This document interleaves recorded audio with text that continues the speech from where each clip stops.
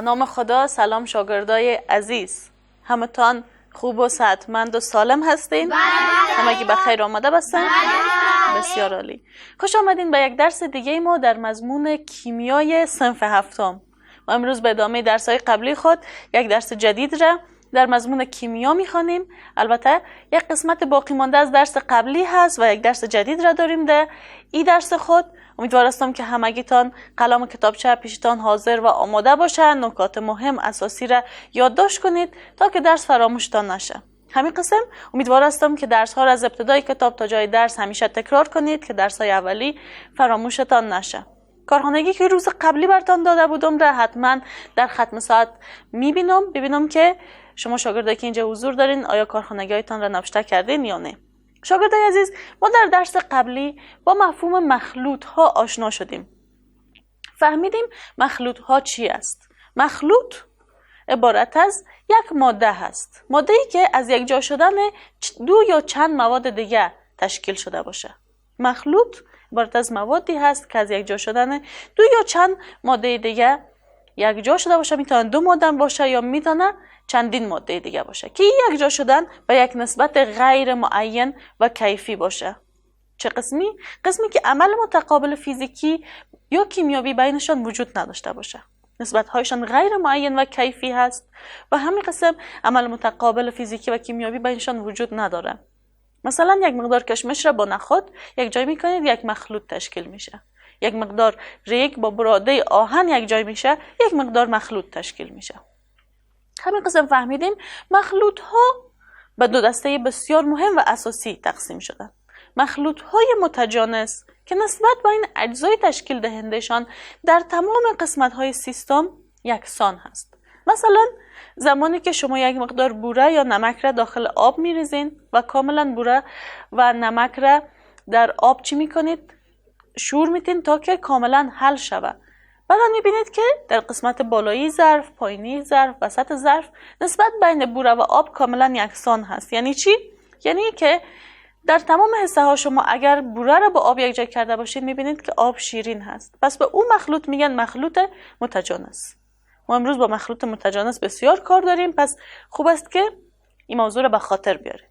و مخلوط غیر متجانس عبارت از مخلوطی هست که نسبت بین اجزای تشکیل دهندش در تمام قسمت های سیستم یکسان نباشه. مثلا زمانی که شما یک مقدار برنج و ماش را یک جای میکنید، نسبت بین همین برنج و ماش در تمام قسمت های سیستم ما یا در تمام قسمت های مخلوط ما یکسان نیست. ممکن یک قسمت ماش بیشتر باشه، یک قسمت برنج بیشتر باشه. شاگردای عزیز، در درس قبلی فهمیدیم مخلوط ها را به طریقه های مختلف میتونیم جدا کنیم. یکی از طریقه های جدا سازیشان تبخیر بود. زمانی که شما یک مقدار نمک را با آب یک جای میکنید، همین آبی که داره نمک هست، یعنی همین مخلوط نمک و آب را بالای حرارت میگذارین، حرارت داده میرین تا که آب به جوش بیایه یا به غلیان بیایه و بالاخره در حرارت ثابت نگه میدارین تا که آهسته آهسته تبخیر شود. تبخیر میشه بالاخره همه آب به بخار تبدیل میشه و در پایین ظرف یک مقدار ماده سفید رنگ که مزه شور داره باقی میمونه که در حقیقت نمک هست. به این طریقه تانستین آب را از نمک جدا کنید. یا کشمش و نخود را به شکل بسیار ساده میتونید جدا کنید. توسط دستان کشمش ها را یک طرف، نخود ها را در طرف دیگه میگذارید. اما مخلوط هایی هم وجود داره که دیگه با این طریقه های ساده از یکدیگر جدا نمیشه.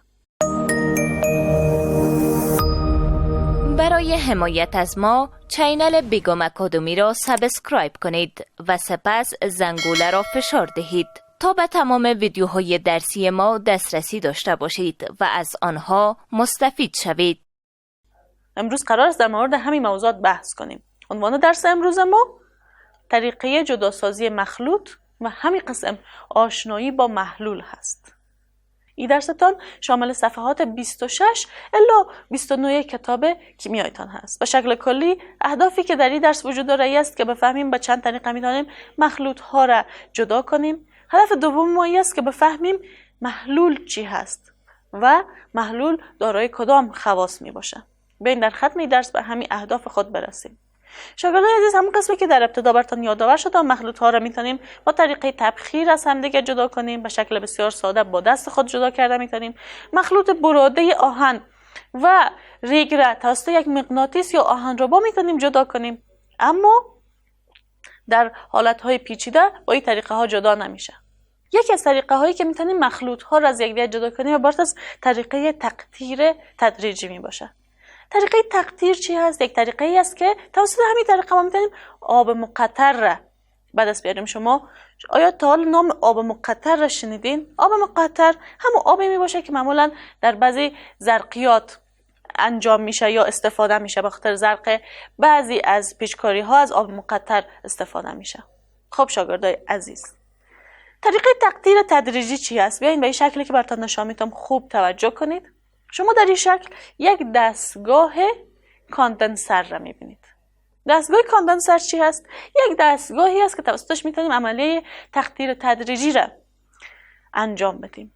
در تقطیر تدریجی چی صورت میگیره؟ شما یک مقدار آب را داخل یک ظرف یا همون تیوبی که است یا همون ظرف مخصوصی که است میندازین.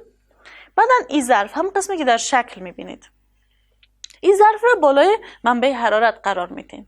در دهانه ظرف را ابتدا میپوشانین و در دهانه ظرف یک ترمومتر را قرار میدین و خود این ظرف به یک ظرف دیگه از طریق یک تیوب باریک وصل شده و او ظرف دیگه به آله سرد کننده وصل شده.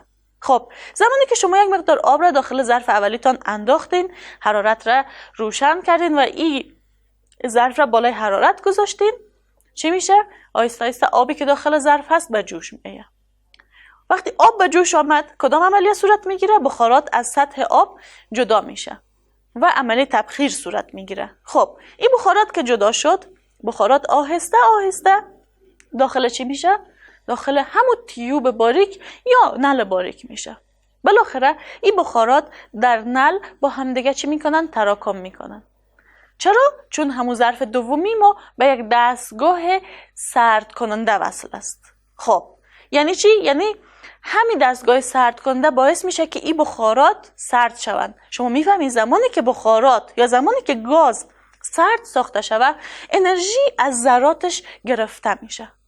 انرژی داخلی ذرات کم میشه. زمانی که انرژی داخلی ذرات کم شد، این ذره ها یا این بخارات با همدیگه یکجا میشن، تراکم میکنن. فاصله بین ذرات و مولکول هایشان کمتر میشه، تراکم میکنن و بالاخره همین بخارات یا همین گاز باعث میشه که چی؟ باعث میشه این ذرات با همدیگه نزدیک شون، قوه جذب بینشان زیاد شوه و گاز یا بخارات از حالت گاز به حالت مایع یعنی آب تبدیل شوه. این قطرات آب از همین تیوب حرکت کرده و در ظرف دومی که به آله سرد کننده وصل است میریزه. شاگردای عزیز، آبی که در ظرف دوم ریخت در حقیقت آب مقطر هست. آب مقطر چی هست؟ آب مقطر همون آبی است که ما تانستیم از یک آب معمولی توسط دستگاه کاندنسر به دست بیاریم. یک بار دیگه این دستگاه را براتون تشریح میکنم. اصلا مشکل نیست. اگر شما این دستگاه را میبینید کمی پیچیده هست، اصلا پیچیده نیست. یک دستگاه بسیار ساده هست. همون قسمی که شما میبینید یک ظرف وجود داره. در پایین ظرف یک منبع حرارت هست. شما یک مقدار آب را داخل ظرف میندازین. البته بالای ظرف یک ترمومتر وجود داره. ترمومتر به خاطر چی هست؟ به خاطر این است که شما بیش از حد به آب حرارت ندین. حرارت به یک درجه معین داده شده، آب به جوش میآید، آهسته آهسته بخارات از سطح آب جدا میشه، عملیه تبخیر صورت میگیره. همین بخارات داخل تیوب شیشه‌ای حرکت میکنه و این تیوب شیشه‌ای به یک ظرف دیگه وصل شده که او ظرف به آله سرد کننده وصل شده. این آله سرد کننده باعث چی میشه؟ باعث این میشه که انرژی از ذرات بخارات گرفته شود، ذرات با هم دیگه یک جای شوند، نزدیک شوند، قوه جذب بینشان زیاد شود و در نتیجه بخارات به چی تبدیل شوند و به مایع تبدیل شوند و در داخل همون ظرف دومی بریزن. ما به شکل بسیار ساده از آب معمولی تانستیم آب مقطر را جدا کنیم. یکی از طریقه های دیگه جداسازی مخلوط ها از یک دیگه بود. آب مقطر گفتم همون آبی هست که معمولا در زرقیات استفاده میشه. شاگرد عزیز، طریقه تقطیر تدریجی یکی از طریقه های دیگه جداسازی مخلوط ها از یک دیگه هستند. یک طریقه دیگه ای را که من میتونم براتون در این قسمت یادآور شوم عبارت از طریقه فیلتر کردن هست. طریقه فیلتر کردن و کدام طریقه گفته میشه؟ طریقه فیلتر کردن یک طریقه بسیار ساده هست. شاید ما هم در زندگی روزمره خود یا شما هم در زندگی روزمره‌تان باش مواجه شده باشین. طریقه فیلتر کردن از یک کاغذ استفاده میشه. کاغذی به نام کاغذ فیلتر. بیاین به این شکلی که براتون نشان میدم خوب توجه کنید. شما در این شکل یک ظرف را میبینید که بالایش کاغذ فیلتر گذاشته شده. اگر شما یک مقدار آب گل‌آلود به همراه بعضی یا مقداری ریگ داشته باشین، یعنی آبی داشته باشین که گل‌آلود باشه و یک مقدار ریگ در داخلش باشه، شما به خاطری که بتونید آب را از ریگ و یک مقدار گل و لای جدا کنید، چی میکنید؟ از کاغذ فیلتر استفاده میکنید. کاغذ فیلتر را بالای ظرفتان میگذارین، یعنی کاغذ فیلتر بالای یک ظرف خالی گذاشته میشه، همین قسمی که در شکل میبینید. بعداً از ظرفی که همون آب با مقداری گل و لای و مقداری ریگ وجود داره بالای کاغذ فیلتر آهسته آهسته میندازین. کاغذ فیلتر یک مانع را ایجاد میکنه، یک خاصیت نیمه قابل نفوذی داره. یعنی چی؟ یعنی باعث میشه که آب از کاغذ عبور کنه و به ظرف پایینی بریزه، اما گل و لای را و همین قسم ذرات ریگ را اجازه عبور نمیده. نیمه قابل نفوذ است، یعنی به بعضی از مواد اجازه عبور میده که آب هست، آب از کاغذ فیلتر عبور میکنه به ظرف پایینی میریزه، اما ریگ، گل و لایی که در آب وجود داره اینا در کاغذ فیلتر قرار میگیرن و اجازه عبور به ظرف پایینی را نمی داشته باشن. در نتیجه ما میتونیم آب را از چی جدا کنیم؟ آب را از گل و لای و ریگ جدا کنیم. این بود یکی از طریقه های دیگه جداسازی مخلوط ها. به شکل عموم 4 طریقه جداسازی مخلوط ها را خواندیم. یک طریقه بسیار ساده و معمول که توسط دست میتونیم مخلوط ها را جدا کنیم. طریقه تبخیر هست، حرارت میدیم. طریقه تقطیر تدریجی هست، از دستگاه کاندنسر استفاده میکنیم. و طریقه فیلتر هست که از کاغذ فیلتر استفاده میکنیم. شاگردای عزیز، گفتم در این درس ما با مفهوم محلول قرار است آشنا شویم. در درس قبلی ما مخلوط ها را به 2 دسته تقسیم کردیم: مخلوط متجانس، غیر متجانس. مخلوط متجانس را گفتیم عبارت از مخلوطی است که نسبت بین ذرات تشکیل دهندش در تمام حصه های سیستم یکسان و برابر باشه. شاگردای عزیز، در حقیقت مخلوط متجانس عبارت از محلول هست. محلول چی است؟ محلول در حقیقت مخلوطی هست که نسبت بین ذرات تشکیل دهندش در تمام قسمت های سیستم یا در تمام قسمت های مخلوط یکسان باشه. زمانی که شما یک مقدار بوره را داخل آب میریزین و او را شور میدین تا بوره کاملا حل شود در داخل آب، شما یک محلول را حاصل کردین. محلول از 2 حصه ساخته شده: ماده حل شونده و ماده حل کننده. ماده حل شونده بوره هست که حل میشه و ماده حل کننده آب هست که بوره را در خود حل میکنه. پس شما فهمیدین که محلول چی هست؟ محلول در حقیقت مخلوط متجانس هست. شاگردای عزیز، تا این قسمت درس کسی سوالی یا مشکلی نداره؟ سوال دارم. خالده جان سوال داری؟ بپرس سوالت را. تفاوت بین مخلوط متجانس و محلول چیست؟ بسیار عالی، آفرین. خالده جان میگه استاد تفاوت بین مخلوط متجانس و محلول چی هست؟ خالده جان همین مسئله را رویش بحث کردیم.